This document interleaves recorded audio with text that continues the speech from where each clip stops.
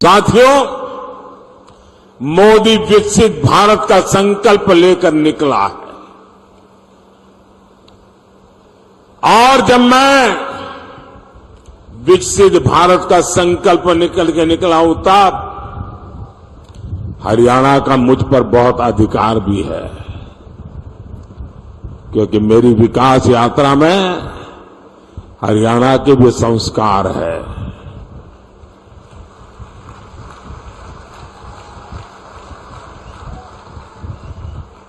मैं आज आपको गारंटी देता हूं,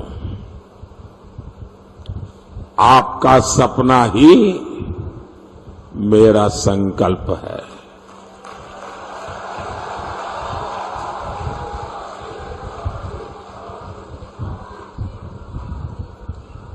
पल पल आपके नाम, पल पल देश के नाम, 24/7 फॉर 2047।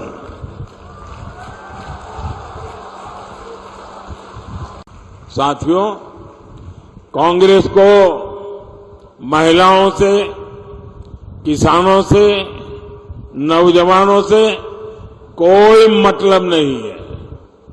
कांग्रेस को सिर्फ वोट से मतलब है। अब बताइए, दिल्ली और हरियाणा में हाथ में झाड़ू लेकर घूम रहे हैं और पंजाब में कह रहे हैं झाड़ू वाला चोर है। अब इन्होंने हरियाणा वालों को समझ क्या रखा है? भाइयों बहनों, इनके लिए वोट बैंक ही सब कुछ है। अब कांग्रेस के लोग कहते हैं कि एससी, एसटी, ओबीसी का आरक्षण धर्म के आधार पर बांट देंगे। ये दलितों का, पिछड़ों का आरक्षण छीन लेना चाहते हैं।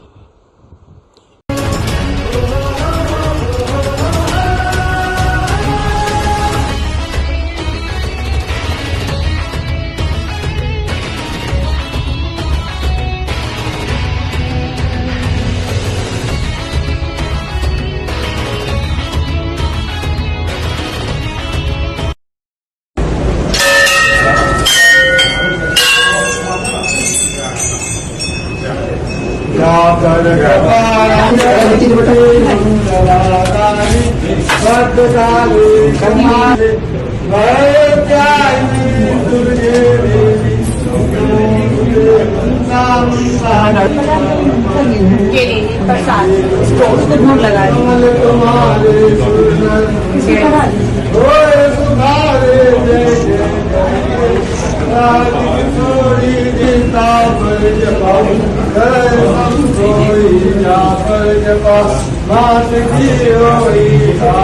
एक कांग्रेस पार्टी इस देश को तोड़ना चाहती। उनके नेता कहते हैं दक्षिण भारत और उत्तर भारत के दो हिस्से कर दीजिए।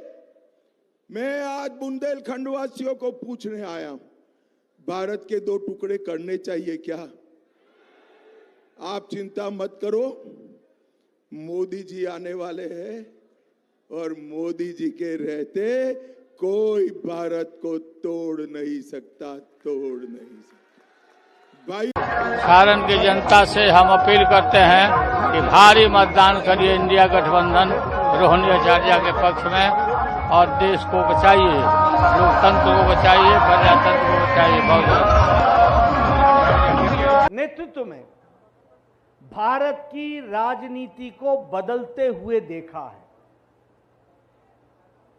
प्रधानमंत्री मोदी जी ने भारत की राजनीति की संस्कृति, भारत की राजनीति की परिभाषा, भारत के राजनीति का चाल चरित्र, रंग ढंग, ये सब कुछ बदल डाला है और भारत को महान भारत की ओर ले जाने का रास्ता प्रशस्त किया।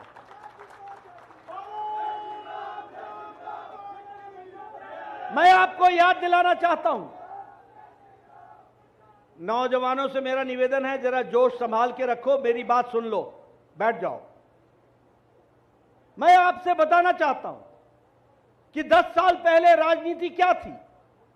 एक साधारण मनुष्य, एक साधारण नागरिक, साधारण मानवी ये मान बैठा था कि भारत में कुछ बदलने वाला नहीं है, ये तो ऐसे ही चलेगा, राजनेता ऐसे ही होते हैं, हमको तो इनको सहना पड़ेगा। क्या 10 साल पहले ऐसी उदासीन मानसिकता साधारण आदमी की थी कि नहीं थी? बोलो। संविधान को बचाने के लिए और गुड गवर्नेंस के लिए ये जरूरी है कि हम लोग मिलके इसको करना है। तो कम से कम इस बार हम लोगों को एक होने के बजाय ज्यादा से ज्यादा हमको जनता को फायदा होगा और हम ये करके रहेंगे। और ये जो गलत तरीके से वो सबको धमका रहे, ईडी का, सीबीआई, उसका, ये धमकी अब आगे नहीं चलेगी जब गठबंधन की सरकार आएगी। ठाकरे साहब ने अब आपको स्पष्ट किया, बुलडोजर उनकी गवर्नमेंट है, हम किसी को आज तक बुलडोजर लगाया नहीं।